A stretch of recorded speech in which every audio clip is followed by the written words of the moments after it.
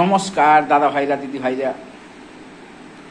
এখন বাস্তব সত্য ঘটনা, তৃণমূল পার্টির নেতা মন্ত্রীদের এখন হচ্ছে মিঠা মিঠা বাত। সুযোগ পেলে ওরা দিবে কলজায় দিবে হাত। এখন ওদের মুখে হতে মিঠা মিঠা বাত।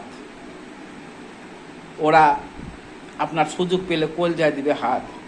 2026 ওরা জিততে পারে, ওদের দেখবেন হাতের কাজ। ওরা 2026 যদি জিততে পারে, দেখবেন ওদের হাতের কাজ। প্রত্যেকের হাতে থাকবে একটি করে বাস, প্রত্যেকের হাতে থাকবে একটি করে বাস।